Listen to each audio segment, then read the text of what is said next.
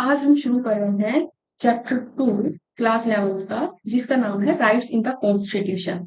ये राइट्स होते क्या हैं हम ये समझेंगे, और इनकी हमारी लाइफ में क्या इम्पोर्टेंस है, क्यों जरूरी है हमें हमारे लिए राइट्स, है ना। हम उन सब चीजों को आज इसमें समझेंगे, और ये चैप्टर क्यों यहाँ पर दिया हुआ है, ये सारी चीजें ही हम इस चैप्टर के थ्रू समझने की कोशिश करेंगे। राइट्स के साथ साथ इसमें और भी बहुत सारी चीजें इस चैप्टर में दी हुई है, उनको हम स्टेप बाय स्टेप एक एक करके हम इसको समझेंगे। सबसे पहले इसमें दी हुई है एक कहानी, है ना। वो कहानी के थ्रू हम समझेंगे कि राइट्स की इंपॉर्टेंस क्या है। पहली है एशियन गेम्स। देखो, एशियन गेम्स है वो होते रहते हैं। तो जब 1982 में इंडिया में जब वो एशियन गेम्स हो रहे थे, तो क्या हुआ कि उसके लिए कुछ ना कुछ काम करवाना था। जैसे कि इसमें दिया हुआ है कि एक फ्लाईओवर बनवाना था और एक स्टेडियम। अब उसके लिए गवर्नमेंट ने किसी ना किसी को कॉन्ट्रैक्ट दे दिया। अब कॉन्ट्रैक्ट बेस पर क्या होता है, वो प्राइवेट ऑर्गेनाइजेशन काम करवाती है। तो जब उन ऑर्गेनाइजेशन को जो वो काम दिया, तो उन्होंने क्या किया कि उन्होंने जो वर्कर है वो तो उठाए, जो बहुत पुअर कंडीशन में थे, लेकिन उसके साथ साथ उन्होंने क्या करवाया कि उनको जो पेमेंट करनी थी वो बहुत लेस की, जितनी की उनका जो काम था। तो जिसकी वजह से क्या हुआ कि उनका जो राइट है कि राइट टू मिनिमम वेज, वो उनसे छीना उनका, है ना। तो यहाँ पर क्या हुआ कि जो एक रेस्क्यू टीम है ना, जैसे अलग अलग एनजीओ वगैरह होते हैं, उन्होंने इस चीज को देखा और उन्होंने पिटीशन डाल दी सुप्रीम कोर्ट में, और आर्ग्यू किया कि आप अगर किसी को मिनिमम वेज से कम दे रहे हो तो वो किसके अंडर आएगा, फोर्स लेबर के। क्योंकि जिसका जितना काम है उसके अकॉर्डिंग आप उसको पे नहीं कर पा रहे हो, उसको अगर उतना पेमेंट नहीं दे पा रहे हो, तो वो क्या है, उससे उसका राइट है, आप उनसे छीन रहे हो। तो इसमें क्या होता है, सुप्रीम कोर्ट है फिर वो उस जो केस है उसको देखता है। और इसमें क्या देखता है, राइट अगेंस्ट एक्सप्लॉइटेशन। अभी राइट अगेंस्ट एक्सप्लॉइटेशन का मतलब क्या है कि इसमें आर्टिकल 23 और 24 हम आगे समझेंगे भी जब इसको डिटेल में पढ़ेंगे। तो इसमें क्या है कि अगर आप किसी का जितना आप काम करवा रहे हो उसके बदले आप उसका वेज नहीं दे रहे हो, तो आप उसका एक्सप्लॉइटेशन कर रहे हो, है ना। तो वही चीज है कि उन्होंने सुप्रीम कोर्ट ने इस चीज को इसमें देखा और ऑर्डर दिया कि वर्कर्स की जो जितनी वेज बनती है ना, वो उसको दी जाए। तो यहाँ पर क्या है कि ये जो राइट्स है, हमें हमारे कॉन्स्टिट्यूशन में राइट्स प्रोवाइड करवाए, इसी वजह से शायद हम कोर्ट में जा सके, या इसीलिए उनके लिए हमने क्या की, डिमांड की। दूसरी कहानी क्या है, ये मचाल लालून है, एक आदमी जो 23 ईयर ओल्ड का है, असम का एक छोटा सा गांव है चुनमुरी, वहां पर रहता था। अब उसको अरेस्ट कर लिया गया, किसी वहां पर कोई भी केस जो चल रहा था उनका, उसके बेस पर उसको क्या बोलते हैं, अरेस्ट कर लिया। जब उसको अरेस्ट किया तो उसके बाद उसको देखा कि उसको मेंटली अनस्टेबल बता दिया। अब मेंटली अनस्टेबल बताया, इसका मतलब क्या था कि उसके अगेंस्ट केस नहीं चल सकता था। तो उसको क्या किया, एक साइकेट्रिक जो हॉस्पिटल है उसमें ट्रीटमेंट के लिए भेज दिया गया। अब हुआ क्या इसमें, चलो साइकेट्रिक हॉस्पिटल में भेज दिया, लेकिन उसके साथ क्या हुआ कि उसको, जब डॉक्टर्स ने उसको बोल दिया कि भाई ये अभी बिल्कुल फिट है, इसका केस है वो ट्रायल के लिए डाल सकते हो, आप सुन सकते हो, लेकिन फिर भी उसका केस है वो बहुत सालों तक नहीं सुना गया। अब वो बिना उसके ट्रायल के, है ना, उसको लगभग 54 ईयर है वो इसमें बिताने पड़े जेल में। अब उसके पीछे क्या कहानी है भाई, एक इंसान जिसका, उसने पता नहीं कोई क्राइम किया या नहीं किया, लेकिन क्राइम बिना किए भी उसने क्या किया, 54 ईयर अपनी लाइफ के जो है उसने कहाँ निकाले, जेल में निकाले। जिसकी वजह से क्या हो रहा है, उसकी लाइफ है वो बहुत ही खतरे में जा रही है। तो ये चीज क्या बता रहा है कि जो रेस्क्यू है, फाइनली फिर 2005 में उसको, जब वो 77 साल का, 77 ईयर्स का हो जाता है, तो उसको वहां से निकाला जाता है। वो नेशनल, वो भी अलग अलग जो ऑर्गेनाइजेशन होती है वो इंटरवीन करती है, उसके बाद उसको बाहर निकाला जाता है। तो एक इंसान की लाइफ तो वो खत्म हो गई ना।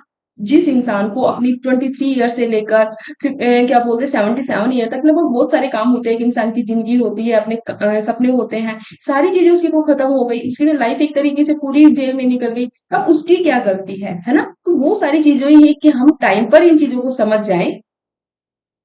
अगर किसी के राइट्स हैं वो किसी से छीन रहे हैं, तो वो उनको मिल जाए, है ना। तो ये उसी के लिए राइट्स चैप्टर, ये जो राइट्स इन द कॉन्स्टिट्यूशन है, ये चैप्टर फंडामेंटल राइट्स को लेकर रखा गया है। अब इसकी हम हिस्ट्री पढ़ते हैं कि कहाँ से क्या शुरू होते हैं, उस चीज को समझने की कोशिश करते हैं कि ये शुरू कहाँ से हुए। मतलब what is bill of right, हमें पता है बिल ऑफ राइट क्या है, कि जो यूएसए, हमें यूएसए का कॉन्स्टिट्यूशन है ना, वहां पर इसको क्या बोलते हैं हम, बिल ऑफ राइट्स। और उसी कॉन्सेप्ट से हमने क्या उठाया है, फंडामेंटल राइट, है ना। उनको वहां पर वो बिल ऑफ राइट बोलते हैं, उसी से हमने देकर उसको हमारे अकॉर्डिंग क्या नाम रख दिया, फंडामेंटल राइट।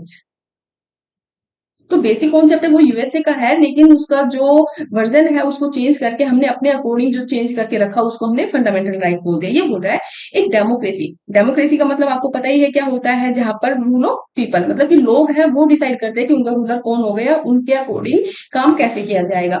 तो ये बोल रहा है डेमोक्रेसी है, इसमें ये इंश्योर किया जाता है कि इंडिविजुअल्स है उनकी जो फ्रीडम है उसको गारंटी किया जाए, है ना, कि गवर्नमेंट है उनकी फ्रीडम को इजीली खत्म ना कर दे। इसी चीज का हमेशा सबसे ज्यादा एक डेमोक्रेसी में ध्यान रखा जाता है।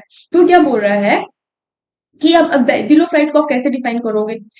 जो एक लिस्ट ऑफ राइट्स जो मेंशन करती है, प्रोटेक्ट करती है कॉन्स्टिट्यूशन के थ्रू आपको, किससे? गवर्नमेंट के ठहरने से, तो वही क्या कहलाते हैं? बिल ऑफ राइट्स कहलाता है। इसका पर्पस क्या था कि जो गवर्नमेंट के जो ऑर्गन है डिफरेंट डिफरेंट, जैसे लोग लेजिस्लेचर है, एग्जीक्यूटिव है, जुडिशरी है, ये किसी भी इंडिविजुअल के अगेंस्ट ऐसा कुछ काम ना करे जिसकी वजह से उनके जो राइट्स है वो उनसे छीने, या उनके जो एक लाइफ है वो उससे ब्रीच हो, है ना। ये सोचकर क्या रखा गया? बिल ऑफ राइट्स रखा गया, और उसी को हमने फंडामेंटल राइट बोला। अब हिस्टोरिकल बैकग्राउंड क्या है, मतलब इंडिया में कब से इनकी शुरुआत हुई? सबसे पहले इसकी मोतीलाल नेहरू, फादर ऑफ जवाहरलाल नेहरू, 1928 में उन्होंने जो कमेटी एस्टेब्लिश की थी उसमें बिल ऑफ राइट्स की डिमांड है वो कर दी थी ब्रिटिशर्स के सामने। एंड वो इनसे जो चाहते थे कि इसको इंडियन कॉन्स्टिट्यूशन में कैसे भी करके रखा जाए। तो ये हमारी कहानी है। आगे बढ़ते हैं हम ये बिल ऑफ राइट्स को। अब जो राइट्स हैं ये भी दो टाइप के होते हैं। राइट्स को क्या, एक तो है ऑर्डनरी राइट्स और दूसरा क्या है? Fundamental rights. अब ऑर्डनरी राइट्स और फंडामेंटल क्या है कि वो चीज जो आपसे कोई नहीं छीन सकता, है ना, इनको आपको ये आपके रहेंगे, कोई नहीं नहीं छीन सकता है इसको, है ना। ये आपको प्रोटेक्टेड है कॉन्स्टिट्यूशन के थ्रू, है ना। और इसमें अमेंडमेंट वगैरह होगा तो वो भी देखा जाएगा कि जो क्या बोलते हैं कॉन्स्टिट्यूशन के ध्यान में रखते हुए इसमें कोई भी जो अमेंडमेंट है वो होगा। जबकि लीगल राइट्स क्या है, जो गवर्नमेंट बनाती है कोई ना कोई लॉ पास करके, तो लॉ मेकिंग जैसे आपकी एग्जीक्यूटिव है, लेजिस्लेचर है, वो इसको जो पास करती है। तो क्या बोल रहे हैं, इसमें दोनों में डिफरेंस समझे। ये बोल रहे हैं ये प्रोटेक्टेड और इन्फोर्स होते हैं ऑर्डनरी एवरीडे लॉज, है ना, जो हर रोज के जो होते हैं उसके अकॉर्डिंग। ये बोले स्पेशली प्रोटेक्टेड होते हैं, कॉन्स्टिट्यूशन है वो इनको गारंटी देता है। हमारे संविधान के पार्ट थर्ड में इनको रखा गया है। आर्टिकल कहां से कहां तक? आर्टिकल 12 to 35, है ना, 12 से 35 तक। अब बोल रहा है ये चेंज हो सकते हैं, रिमूव हो सकते हैं by legislature through the stand law making process. ये बोल रहा है कि जो लीगल राइट है इनको आप चेंज कर सकते हो, है ना, इनको आप हटा भी सकते हो, खत्म भी कर सकते हो।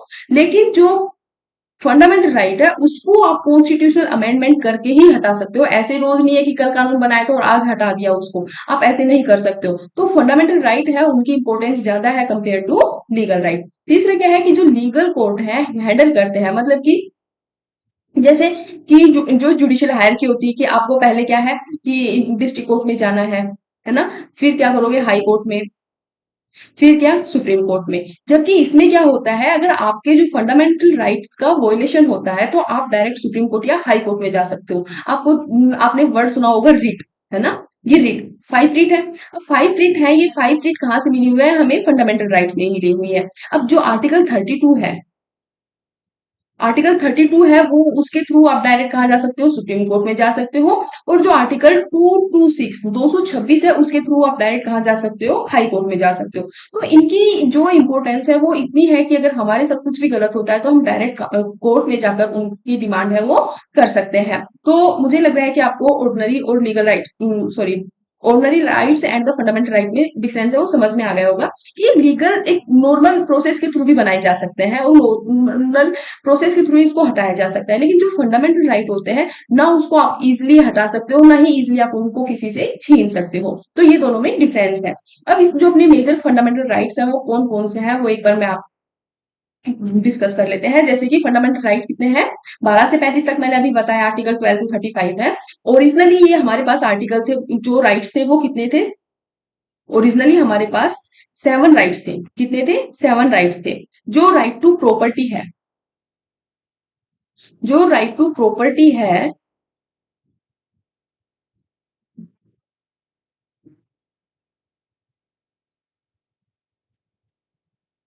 उसको डिलीट कर दिया गया। वो डिलीट किया गया कब? 1978 में, है ना, 44th कॉन्स्टिट्यूशनल अमेंडमेंट एक्ट के थ्रू। तो अब उसके जब ये 7th राइट हट जाता है तो उसके बाद हमारे पास 6 राइट बच रहे हैं। वो 6 राइट कौन कौन से हैं वो समझ लेते हैं। Right to equality, right to equality है वो आर्टिकल 14 से लेकर 18 तक है। राइट टू फ्रीडम ये 19 से लेकर 22 तक है। राइट अगेंस्ट एक्सप्लोइटेशन ये 23 और 24 में आएगा, जो अभी हमने एशियन गेम में समझा था, क्योंकि जो लेबर की वेजेस थी वो मिनिमम से कम थी। तो इसको हम और डिटेल में आगे समझेंगे। Right to freedom of religion की किसको अपना कौन सा धर्म मानना है, कैसे क्या उसको प्रोपोगेट करना है, वो तो आर्टिकल 25 से 28 तक। कल्चरल एंड एजुकेशनल राइट में किसको अपना कल्चर कैसे सेलिब्रेट करना है इंडिविजुअली या कम्युनिटी, जिस बेस पर अपने कौन से एजुकेशनल जो राइट्स हैं उसके थ्रू, वो आर्टिकल 29 और 30। और राइट टू कॉन्स्टिट्यूशनल रेमेडीज जिसके थ्रू आप डायरेक्ट जिस जिसके थ्रू आप क्या कर सकते हो, डायरेक्ट सुप्रीम कोर्ट में भी जा सकते हो। इसी में हमारी क्या आती है, 5 रीट आती है। ये कौन सा है, इसी राइट को आर्टिकल 32 को बी आर अम्बेडकर ने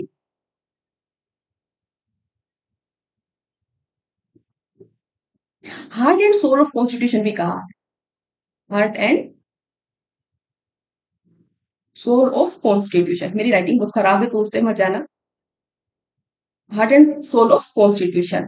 तो ये सारे राइट्स हैं जो हमारे, ये जो राइट्स हैं ये हमारे कॉन्स्टिट्यूशन में हमें प्रोवाइड करवाए गए हैं, जिसके थ्रू हम अपनी लाइफ को फ्रीली जी सकते हैं। इन फंडामेंटल राइट्स को, एक और बात बता दूं, फंडामेंटल राइट्स को हम नेगेटिव राइट्स भी कहते हैं। कैसे कहते हैं वो हम आगे समझेंगे। क्यों? क्योंकि गवर्नमेंट के अगेंस्ट मिलते हैं। गवर्नमेंट क्या करती है, गवर्नमेंट को हमारी लाइफ में इंटरफेयर करने से ये रोकते हैं। तो इसी वजह से हम इनको क्या कहते हैं, नेगेटिव राइट्स भी कहते हैं। आज ऐसा करते हैं, हम यहीं तक करते हैं। इसका जो आगे का है वो अगले पार्ट में मैं लेकर आऊंगी, कि जो राइट है वो एक एक राइटिंग को जो डिटेल में समझेंगे तो उसके थ्रू आपको ज्यादा समझ में आएगा। वीडियो भी ज्यादा लंबी ना होगी, और आई होप कि आपको थोड़ा समझ में आया होगा। वीडियो अच्छी लगी हो तो आप लाइक कर सकते हैं, अपने दोस्तों के साथ शेयर कर सकते हैं और चैनल को सब्सक्राइब कर सकते हैं। Thank you.